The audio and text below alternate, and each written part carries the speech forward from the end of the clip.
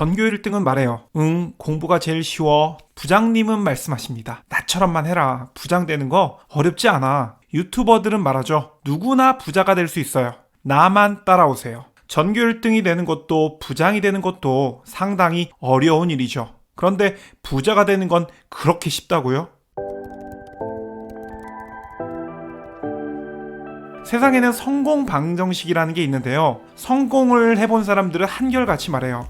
이거 진짜 쉬워. 이렇게만 하면 돼. 그래, 좋아. 그렇게 쉬운 거 나도 한번 해보자. 그래서 오늘부터 그 방정식을 따라했다고 해볼게요. 그럼 나도 성공할 수 있을까? 저는 그렇게 생각하지 않아요. 누군가의 경험이 언제 어디서나 누구에게나 통할이라고 장담하는 것은 큰 착각일 수 있어요. 성공은 행동 지침 하나로 이루어지진 않죠. 개인이 가지고 있는 성향과 능력, 사회의 분위기나 흐름, 행운, 모든 게 복합적으로 맞아떨어져야 하는 매우 어려운 일입니다. 그러니 전교 1등도 회사의 부장님들도 무엇보다도 부자도 그리 많지 않은 거죠. 요즘에는 장기 투자가 유행이죠. 너나 할 거 없이 워렌 버핏을 찬양해요. 워렌 버핏은 말했습니다. 10년 이상 보유할 수 없다면 단 10분도 보유하지 말아라. 그래서 모두들 장기 투자 이렇게 말하는데요. 주가가 떨어질 땐 평단을 낮출 기회로 여기고 과감히 매수하고요. 올라도 장투는 성공한다며 팔지를 않죠. 네, 인정합니다. 그것이 올바른 방법이고요. 올바른 철학입니다. 그런데 누구에게나 어떤 상품에나 적용할 수 있는 것은 아니라고 생각해요. 워렌 버핏이 말하는 10년 이상 보유할 주식은 말 그대로 주식 그 자체입니다. 그런데 TQQQ, 제피, TLTWY, TLSY 이런 요상한 놈들은 그렇게 하면 큰일 납니다. 이 상품들은 모두 홀짝 게임을 위해 만들어졌는데요. 여러분들은 홀짝 게임을 원치 않을 수도 있어요. 하지만 이 상품들은 구조적으로 누군가가 홀짝 게임에 참여하기 때문에 존재할 수 있는 상품입니다. 이러한 파생 상품에 투자할 땐 공부가 필수겠죠. 금리가 어떻게 될지, 파월이 어떤 말을 할지, 물가 상승률이 어떻게 될지 이런 쓸데없는 공부가 아니라 진짜 공부를 해야죠. 파생 상품에 투자하고 있다면 이 상품들이 어떤 구조를 가지고 있는지 이해해야 됩니다. 세배 레버리지의 변동성 끌림, 스왑 이자 비용, 양의 복리 효과와 음의 복리 효과, 물타기 효과의 한계점 충분히 이해하고 계신가요?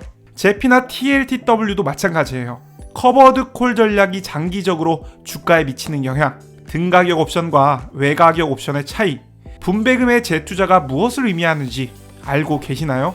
우리가 투자할 때 특별히 복잡하고 요상하고 이해하기 매우 까다로운 그런 파생 상품에 투자한다면 반드시 그 구조를 이해해야 되겠죠.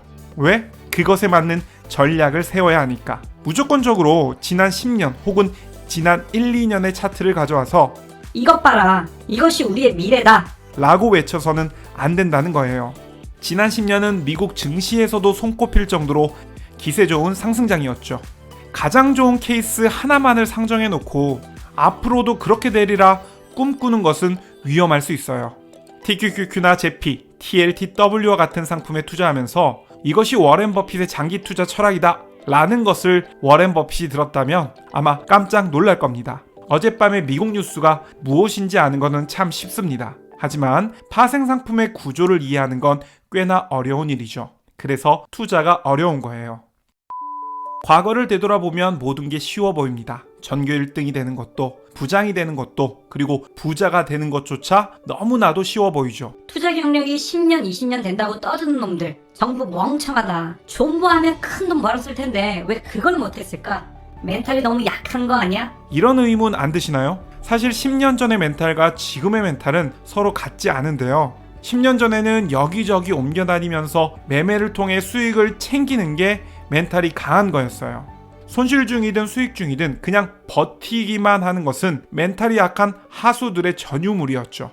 왠지 아시나요? 10년 전으로 되돌아가면 그 어느 나라도 설사 미국이라 할지라도 10년 이상 횡보했거든. 투자 경력이 오래되신 분들이 존버를 하지 못했던 것은, 그들이 부자가 되지 못했던 것은 멘탈이 약해서가 아니라 오히려 멘탈이 강해서일 수도 있습니다. 지난 10년 혹은 지난 1, 2년간 성공했던 그 필승 전략이 앞으로의 10년에도 통하리라 장담할 수 없어요. 앞으로의 10년은 지난 10년과 같지 않을 겁니다. 그래서 투자가 어려운 거겠죠. 투자를 논할 때 사람들은 전략이라는 것을 빼놓고 얘기하는데요. 무조건 존버하라고 합니다. 하지만 이는 올바른 자세가 아니라고 생각해요. 최근에는 전략이란 말을 꺼내기가 조심스러운 시대인데요. 전략의 전자만 꺼내도 사람들은 이렇게 얘기해요. 전략? 그건 투자가 아니고 투기야. 제가 볼 땐 전략이 없는 게 투기야. TQQQ가 어떻게 녹을 수 있는지, 제피가 어떤 과정을 거치면서 녹는지 설명하지도 못하면서 파월이 어쩌고 금리가 저쩌고 하는 게 투기야. 증권방송에서 전문가들이 이런 말 많이 하죠. 10,000원으로 떨어지면 손절하세요. 그러면 모두들 이렇게 말할 겁니다. 저런 투기꾼을 봤냐? 그런데 여러분, 그 전문가들로부터 꼭 배워야 할 사실이 하나 있는데요. 그들은 그들이 틀렸을 경우도 생각한다는 거예요. 이건 굉장히 중요한 문제죠. 우리 모두가 좋아하는 워렌 버핏도 비슷한 말을 했는데요.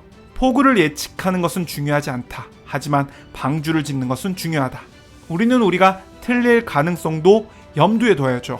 틀렸을 경우라도 손실이 크지 않을 방안을 마련해야죠. 그게 바로 전략입니다. 반드시 자신만의 전략을 세우세요. 그 전략이 복잡하거나 어려울 필요는 없어요. 간단하면 간단할수록 좋아요. 전략을 세운다는 것의 첫걸음은 해당 상품의 구조를 이해하는 것, 상품의 위험성을 이해하는 것에서부터 출발합니다. 그리고 전략은 그 위험을 충분히 상쇄시킬 수 있어야 하죠. 좋은 매수 전략을 세웠다면 좋은 매도 전략도 필요합니다. 저는 지금 투자로 부자가 되는 법, 인생을 역전하는 법, 이런 거를 얘기하는 게 아닙니다. 저는 투자 경력이 10년 이상 되는데요. 물론 저에게도 부자가 될 수 있었던 수많은 기회가 있었어요. 하지만 그 기회를 잡지 못했고요. 결국 부자가 되지는 못했죠. 저는 앞으로도 계속해서 투자를 이어갈 건데요. 지난 10년간 그랬듯이 앞으로도 부자가 될 수 있는 수많은 기회가 올 거라고 생각해요. 하지만 저는 아마도 부자가 되진 못할 거예요. 왜냐하면 저는 항상 제가 틀릴 가능성을 열어두기 때문인데요. 그래서 부자가 되는 게 힘들겠죠. 그런데 반면에 지난 10년간 그랬듯이 앞으로도 큰 손실 없이 계속해서 돈을 벌 수 있으리라 확신해요.